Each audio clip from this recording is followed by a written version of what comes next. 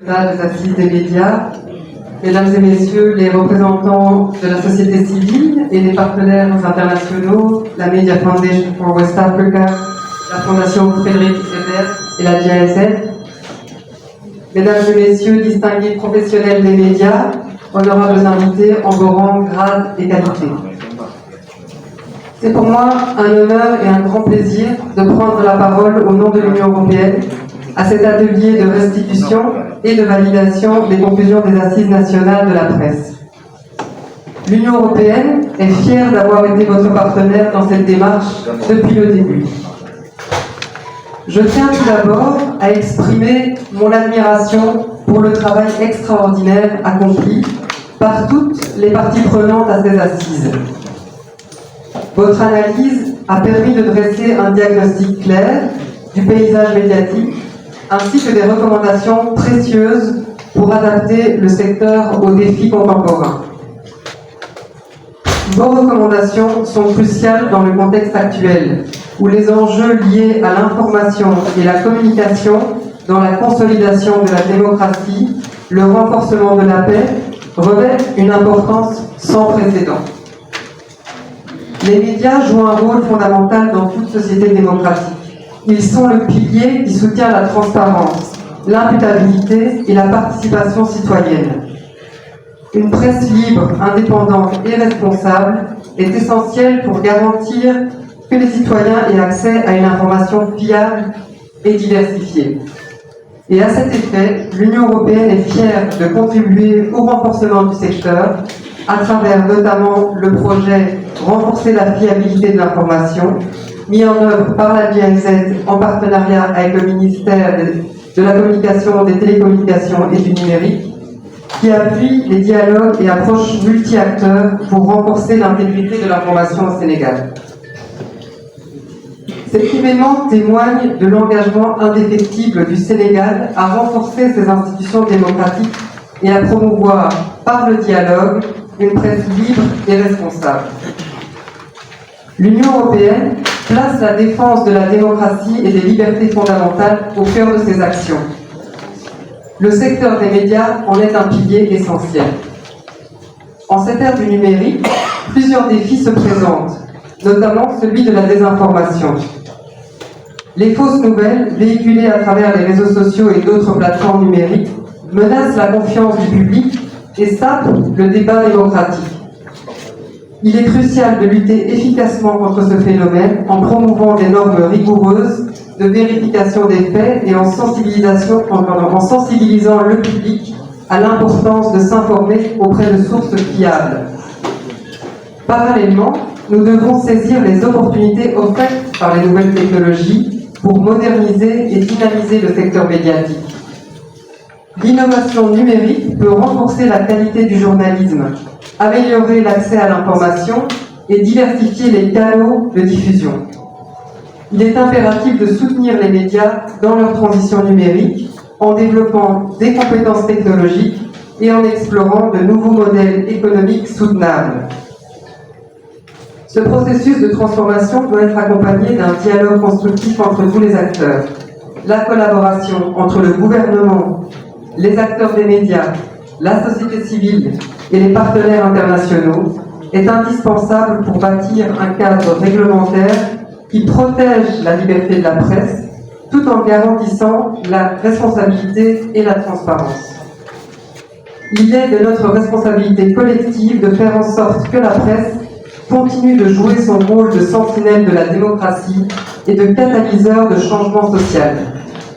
L'Union européenne reste un partenaire fiable et fidèle du Sénégal dans ses efforts pour consolider son espace démocratique et nous continuerons à offrir notre appui et notre coopération.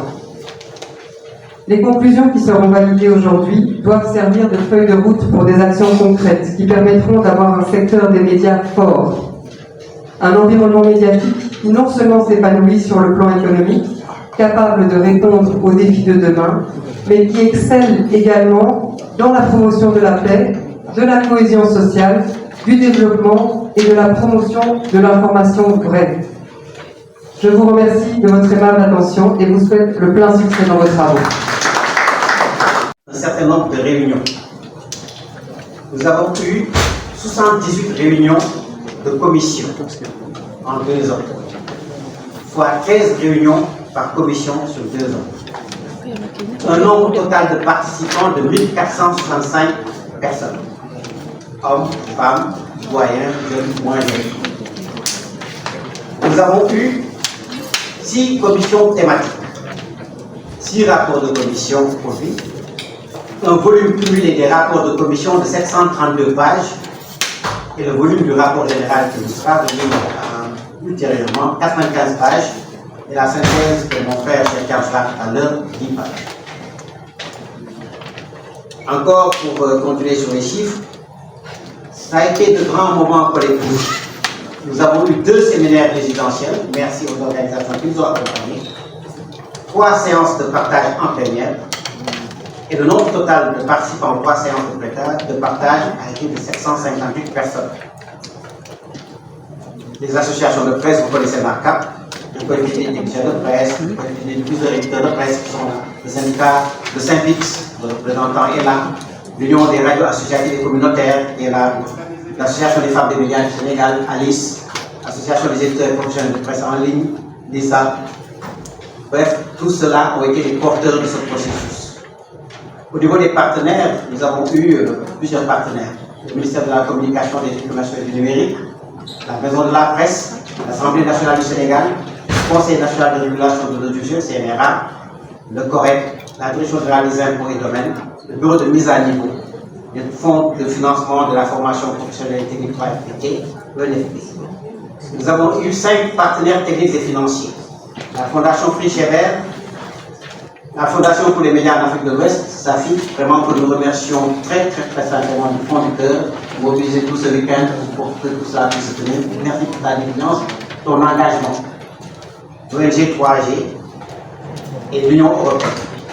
Nous avons eu 4 partenaires académiques et de recherche, le CESTI, l'EGICOM, la Faculté des sciences économiques de l'Université Cheikh Anta Diop de Dakar, l'Institut Panos de l'Afrique de l'Ouest.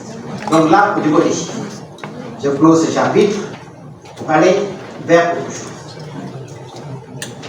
Je pense que les médias, de manière générale, en Afrique particulièrement, ont un rôle essentiel à jouer.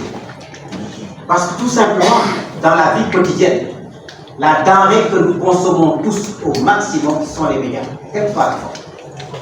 Que ce soit la radio, que ce soit la télévision, que ce soit les réseaux sociaux. C'est la denrée la plus consommée. Lorsque vous avez une denrée qui est la plus consommée, il faut l'organiser, il faut avoir de bons chefs pistaux, il faut avoir tout ce qui va avec, il faut avoir tout l'intérêt qu'il faut. Ce sont des outils d'information, de divertissement qu'on a eu traditionnellement, d'éducation, mais de plus en plus, au nom de ce soft power émergent un peu partout dans le monde, sont des outils d'influence politique, économique, culturelle, qui façonnent les habitudes et les consciences au-delà des frontières nationales. À la pluralité des médias traditionnels sont venus se greffer divers autres supports et acteurs à la faveur des innovations technologiques qui ignorent royalement les limites des frontières, allant à la conquête de toutes les audiences, ce qu'on appelait les homo sapiens, qui sont devenus des homo numericus d'un marché mondial de plus en plus compétitif.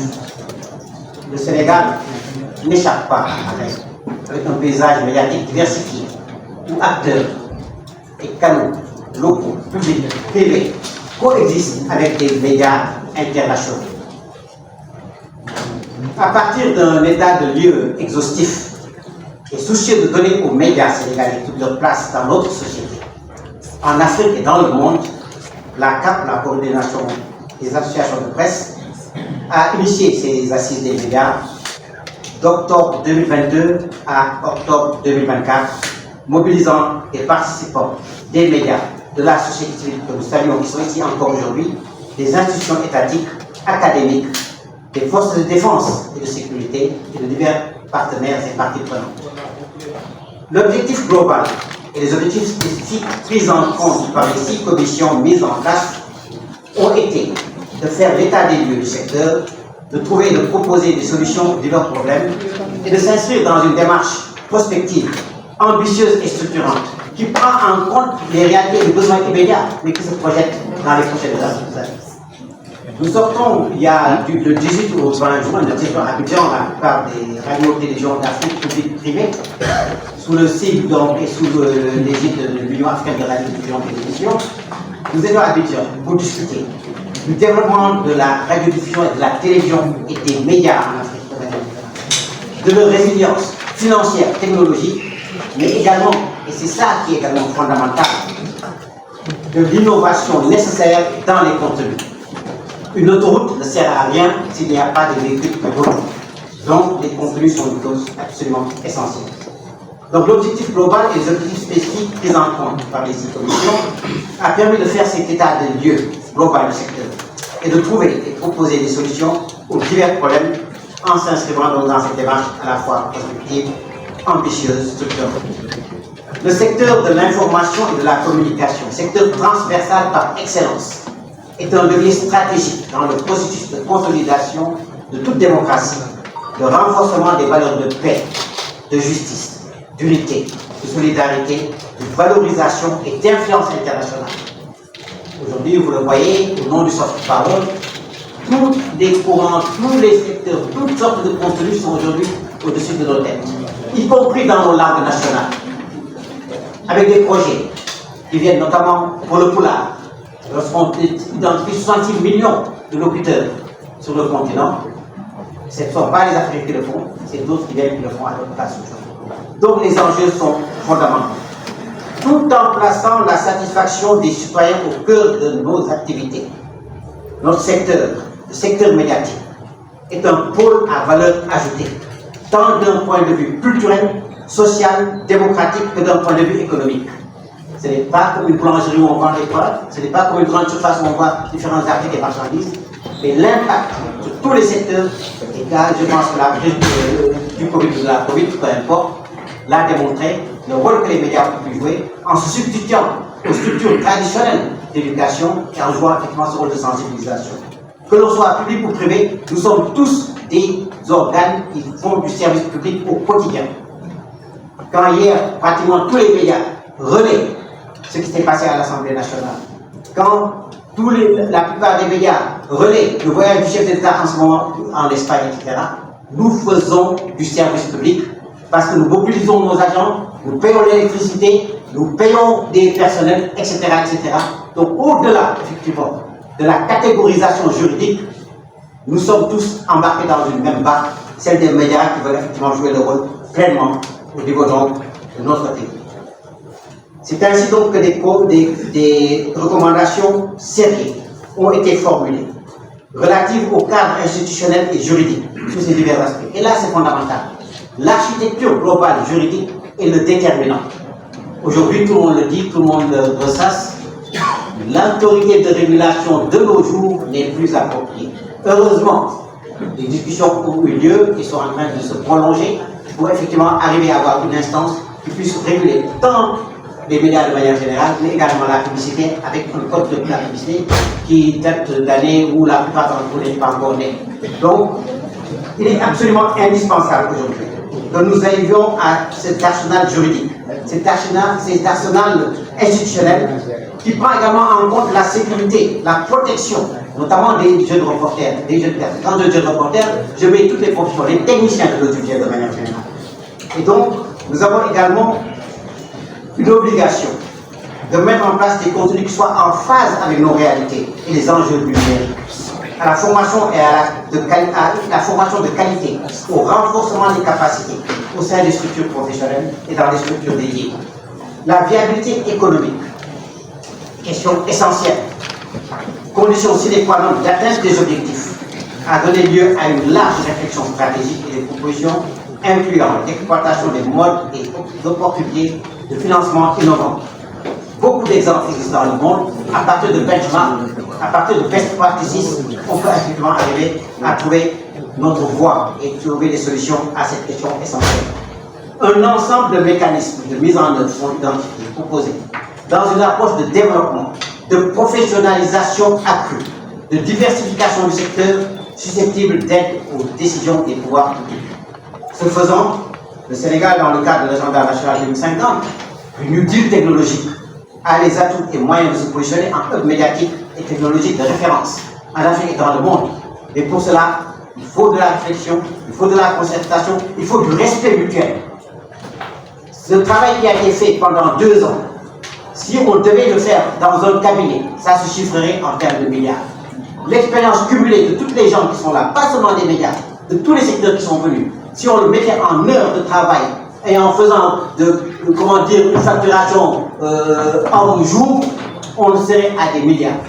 Donc il est véritablement important, lorsqu'on est dans un pays, qui est un pays de partage, qui est un pays de dialogue, qui est un pays de concertation, que toutes les parties prenantes soient entendues. Et vu la situation aujourd'hui que traversent les médias dans ce pays, il est temps que des mesures hardies et urgentes soient prises pour que ce média puisse jouer le rôle et accompagner le développement du pays. Accompagner le développement du pays, ça ne veut pas dire être la voix de sa maître, être de manière unicorne. Cela veut dire que sur les questions de gouvernement, il y a des choses à dire, des faits, etc., et des faits réels et prouvés, sur la base de la déontologie. Il faut avoir entendu dire de l'éthique, comme le dirait Asma Demba, sur cette base-là, dire ce qui est vrai, informer juste, informer vrai. Je ne saurais terminer sans vous remercier, chers confrères. Le rôle que je joue aujourd'hui, beaucoup parmi vous auraient pu le jouer. Je le prends avec humilité, mais je le prends avec détermination. Parce que nous avons un legs à laisser à cette génération montante. Nous, notre temps, on l'a fait. Je pense que vraiment, de plus en plus, nous irons vers les chapelets, à Bonjourien, prier pour nous. Et tant que nous aurons ce souffle, nous ferons tout pour que ce secteur soit considéré, qu'il puisse jouer son rôle, qu'il soit professionnalisé. Nous nous sommes dit des vérités. Ça n'a pas été linéaire. Nous avons eu des empoignades, nous avons eu des divergences, mais nous sommes arrivés à un consensus qui n'a pas de finalité autre que de développer ce secteur médiatique, un secteur performant qui accompagne tous les pouvoirs publics, mais dans la vérité, dans la justice et dans l'unité. Je vous remercie.